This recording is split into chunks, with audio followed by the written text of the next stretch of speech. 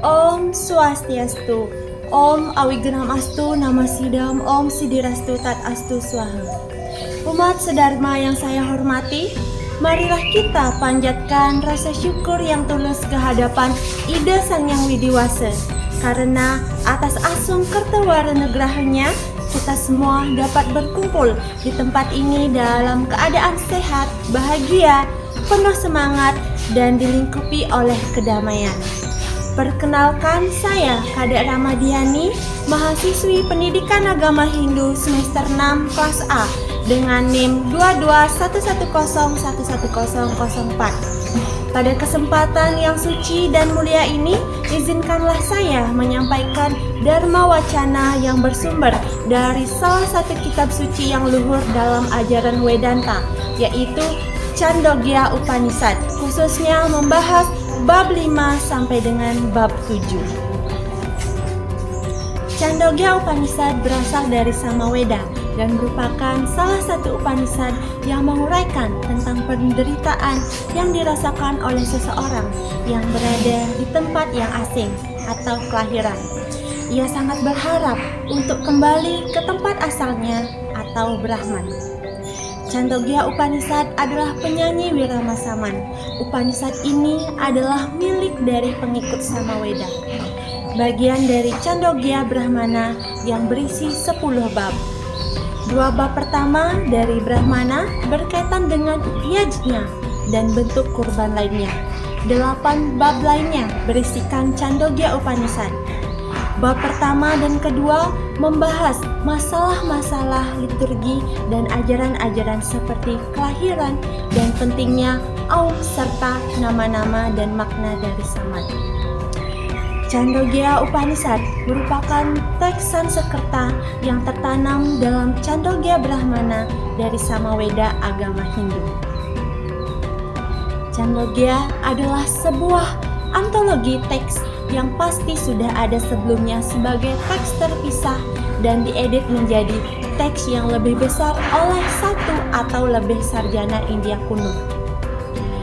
Kronologi Chandogya Upanishad ini tidak banyak yang tahu secara detail. Tanggal penyusunannya bervariasi. Menurut review tahun 1998 oleh Patrick Olive, Chandogya Upanishad disusun pada abad ke-7 atau 6 sebelum Masehi, kurang lebih sekitar 1 abad. Chandogya Upanishad merupakan Upanishad terbesar dan tertua yang memiliki 8 bab atau Praptaka yang masing-masing dengan banyak bagian dan setiap bagian berisi banyak ayat. Secara struktural, Chandogya Upanishad ini dibagi menjadi 3 kelompok alami. Kelompok pertama terdiri dari bab 1 dan 2, yang sebagian besar membahas tentang struktur, tekanan, dan aspek ritme bahasa serta ekspresinya atau ucapan, khususnya dengan suku kata Om atau Aum. Kelompok kedua terdiri dari bab 3-5 dengan kumpulan lebih luas dari 20 upasana dan widya dengan premis tentang alam semesta, kehidupan, pikiran, dan spiritualitas. Kelompok ketiga terdiri dari bab 6-8 yang membahas pertanyaan-pertanyaan metafisik seperti hakikat realitas dan diri. Jilid dari Chandogya Upanishad ini merupakan kumpulan cerita dan tema yang beraneka ragam yang merupakan bagian dari Samaveda yang berfokus pada puisi dan juga nyanyian. Tema pemersatu Upanishad yang luas merupakan pentingnya ucapan, bahasa, nyanyian, serta nyanyian bagi pencarian manusia akan pengetahuan dan keselamatan. Premis serta pertanyaan metafisik serta ritual. Chandogya Upanishad ini terkenal karena struktur metriknya yang mendayu-dayu, penyebutan unsur budaya yang kuno seperti alat musik dan premis filosofi yang tertanam dan menjadi landasan bagi aliran Hinduisme Vedanta. Bab 5 dari Chandogya Upanishad membahas berbagai aspek mendalam tentang prajna atau napas, jiwa, dan atman sebagai realitas tertinggi yang meresap ke seluruh alam semesta. Pada bagian 1, dijelaskan pentingnya napas sebagai pusat kehidupan.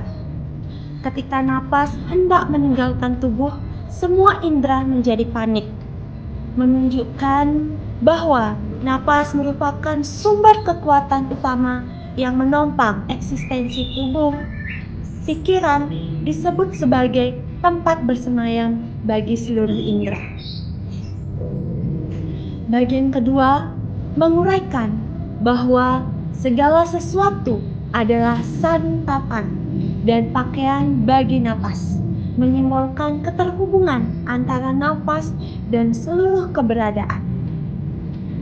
Bagian ketiga hingga 9 bab 5 menjelaskan perjalanan jiwa setelah kematian, menggambarkan melalui simbol-simbol api yajna bahwa jiwa berpindah dari satu bentuk ke bentuk yang lain hingga menjadi janin dalam rahim.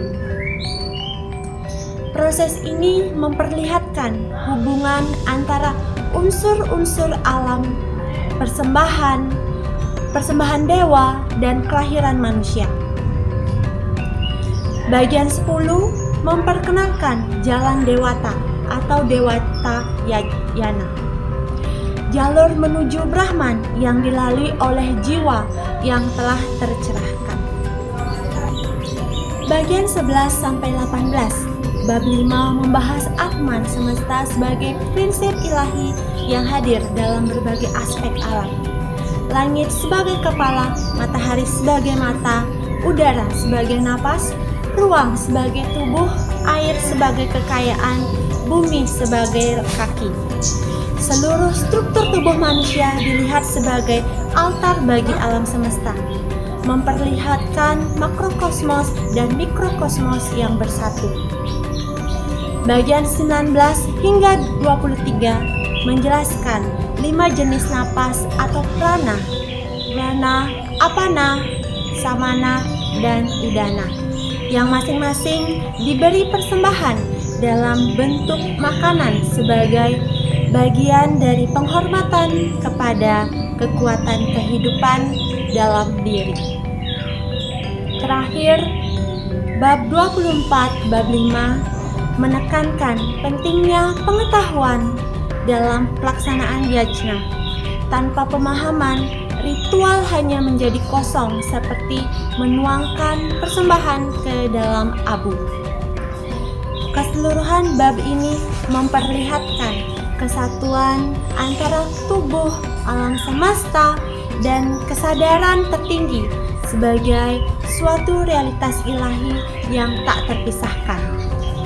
Bab 6 Chandogya Upanishad menyajikan ajaran mendalam mengenai kesatuan antara Atman atau diri sejati dan Brahman atau realitas tertinggi, yang dirumuskan secara terkenal dalam sila Tatuam Asi, yang artinya itu adalah engkau atau engkau adalah aku.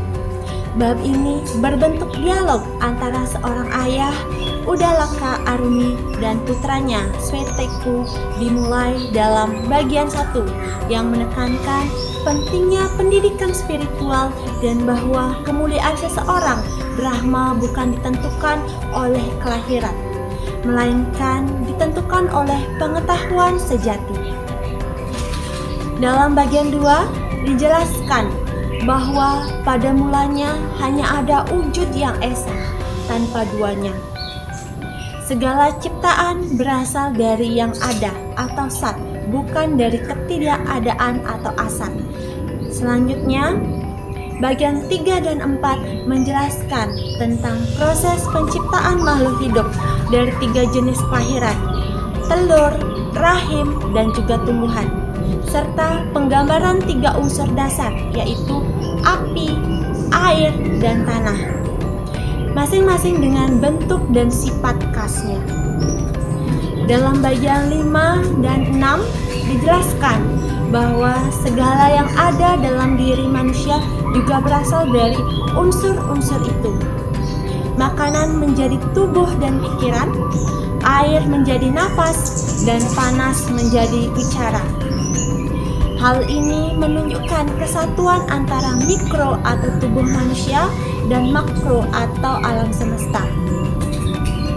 Bagian 7 menjelaskan bahwa tubuh manusia tersusun atas 16 bagian, dan ujian puasa digunakan untuk menunjukkan bahwa selama napas tetap ada, diperoleh dari air, kehidupan masih berjalan.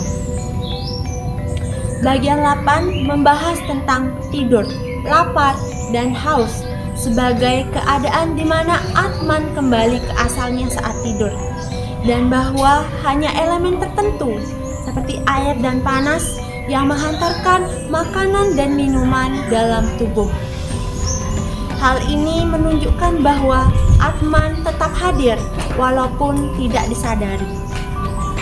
Dalam bagian 9 hingga 11 dikemukakan bahwa Atman merupakan hakikat semua makhluk hidup, baik itu binatang, serangga, maupun pohon. Namun, meski semua bentuk hidup dihuni oleh Atman, banyak yang tetap tidak menyadarinya. Disinilah muncul penekanan penting sila Tatuam Asi, bahwa semua makhluk merupakan manifestasi dari wujud yang Maha Esa.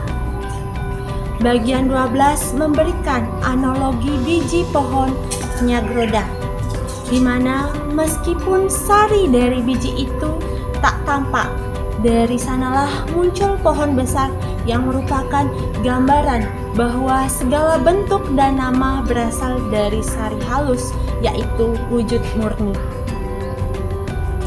Bagian 13 menggunakan analogi garam dan air. Walaupun tak terlihat, garam tetap ada dalam air, begitu pula wujud murni dalam segala hal.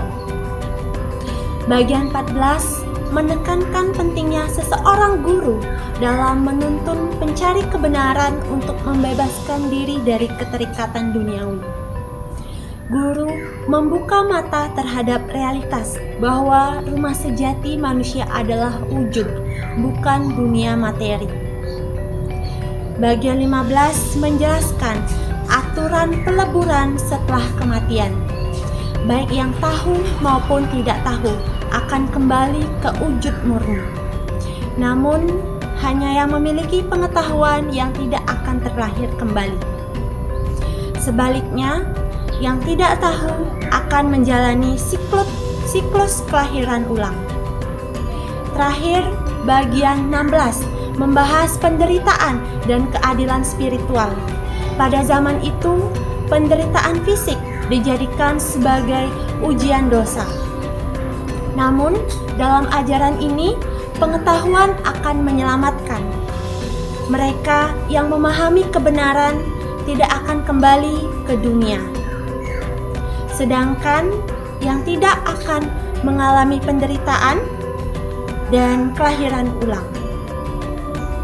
Jadi, dengan demikian, bab 6 mengajarkan bahwa pemahaman akan Atman sebagai satu dengan Brahman akan membebaskan manusia dari penderitaan dan siklus kelahiran kembali. Kesatuan ini tidak dapat dilihat dengan metafisik, melainkan dapat disadari melalui pembelajaran, pengetahuan, pengalaman batin, dan juga bimbingan seorang guru. Pesan sentral Tatuam Asi mengungkapkan bahwa setiap diri adalah bagian dari kebenaran tertinggi itu sendiri. Chandogya Upanishad bab ke-7 dibuka dengan percakapan antara Sanat Kumara dan Narada. Yang terakhir bertanya, "Ajari saya, Tuan, pengetahuan tentang diri, karena saya mendengar bahwa siapapun yang mengetahui diri berada di luar penderitaan dan kesedihan." Bagian 7.1 Chandogya Upanishad. Pada bagian ini, Sanat Kumara menyatakan bahwa Narada dengan ilmu duniawi selama ini hanya berfokus pada nama, memuja dan menghormati pengetahuan duniawi. yang menegaskan sanat kumara. Tetapi renungkan semua pengetahuan itu sebagai namanya, sebagai Brahman. Bagian 7.2 hingga 26 bab ke-7. Upanishad menyajikan dalam kata-kata sanat kumara, hierarki, meditasi progresif dari pengetahuan duniawi luar ke pengetahuan duniawi batin. Dari pengetahuan saat ini yang terbatas hingga pengetahuan Atman yang tak terbatas. Sehingga sebuah perjalanan yang bijaksana menuju diri sendiri dan kebahagiaan yang tak terbatas. Hierarki ini menurut Paul Deussen mungkin berbelit-belit karena menggabungkan ide-ide berbeda yang ada di zaman kuno. Bagian 7.3 dari Upanishad adalah manas atau pikiran. Karena pikiran menampung ucapan dan nama atau pengetahuan duniawi luar. Maka dengan demikian, seseorang harus memuja dan menghormati pikiran sebagai Brahman. Bagian 7.4 Upanishad adalah sankalpa atau kemauan, keyakinan ataupun niat. Karena ketika seseorang berkehendak, dia menerapkan pikirannya. Ketika manusia menerapkan pikirannya, dia menggunakan ucapan dan juga nama. Maka seseorang harus memuja dan menghormati kehendak sebagai perwujudan Brahman. Bagian 7 dari Upanishad adalah cita atau pikiran dan kesadaran. Karena ketika seseorang berpikir, dia membentuk kehendaknya. Maka seseorang harus memuja dan menghormati pikiran sebagai manifestasi Brahman. Bagian 7.6 Upanishad adalah dina atau meditasi, refleksi, ataupun kontemplasi. Karena ketika seseorang bermeditasi, dia berpikir, maka seseorang harus memuja dan menghormati meditasi sebagai manifestasi Brahman. Bagian 7.7 dari Upanishad adalah Vijnana atau pengetahuan, pemahaman, ataupun kebijaksanaan.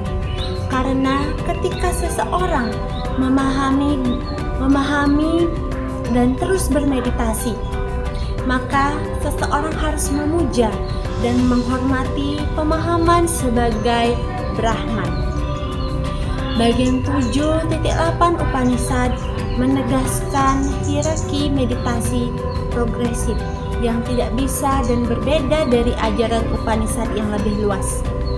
Bahwa yang lebih tinggi dari pemahaman adalah bala atau kekuatan ataupun semangat. Karena orang yang kuat secara fisik menang atas orang yang memiliki pemahaman. Bagian 7.9 dari Upanishad adalah ana atau makanan ataupun nutrisi. Karena dengan makanan yang tepat, manusia menjadi kuat. Maka seseorang harus memuja dan menghormati makanan sebagai perwujudan Brahman. Bagian 7.10 dari Upanishad adalah apah atau air. Karena tanpa air, seseorang tidak dapat menanam makanan, kelaparan melanda, dan makhluk hidup menjadi binasa. Maka seseorang harus memuja dan menghormati air sebagai layaknya Brahman. Bagian 7.11 Upanishad adalah teja atau panas ataupun api. Karena panas dikombinasikan dengan angin dan suasana yang membawa air hujan. Maka seseorang harus memuja dan menghormati panas sebagai manifestasi Brahman. Bagian 7.12 dari Upanishad adalah akasa atau luar akasa ataupun ether. Karena itu merupakan ruang di mana matahari, bulan, bintang-bintang, dan panas berada. maka seseorang harus memuja dan menghormati ruang sebagai Brahman. Bagian 7.13 menyatakan bahwa lebih dalam dari luar akasa adalah smara atau ingatan, karena tanpa memori, alam semesta bagi manusia akan seolah-olah tidak ada. Seseorang harus memuja dan menghormati memori sebagai manifestasi Brahman. Bagian 7.14 dari Upanishad adalah harapan. Memori belajar dan manusia bertindak, maka seseorang harus memuja dan menghormati harapan sebagai Brahman. Bagian 7.15 adalah prana atau nafas vital, prinsip hidup. Karena prinsip hidup merupakan pusat dari semua yang mendefinisikan manusia dan bukan tubuhnya. Oleh karena itu, teks ini menegaskan bahwa orang yang mengkremasi jenazah dan menghormati orang yang masih hidup dengan jenazah yang sama. Chandogya Upanishad di bagian 7.16 hingga 7.26 menyajikan serangkaian pertanyaan yang terhubung yang disampaikan dari Sage Sanat Kumara ke Narada. Jadi, bab 7 ini menegaskan bahwa semua bentuk realitas mulai dari unsur kasar seperti makanan dan air hingga aspek batin seperti niat, meditasi, ingatan, dan juga harapan. Semuanya merupakan ekspresi dari Brahman. Namun, semua itu hanyalah tahapan menuju pengetahuan diri yang sejati, yang bersatu dengan wujud tak terbatas, dan hanya melalui jalan batin itulah manusia bisa melewati penderitaan dan mencapai keutuhan. Baik umat sedharma yang berbahagia, itu dharma wacana saya mengenai Chandogya Upanishad bab 5 sampai bab 7. Saya akhiri dharma wacana saya ini dengan mengaturkan Paramasandhi. Om Santi Santi Santi Om.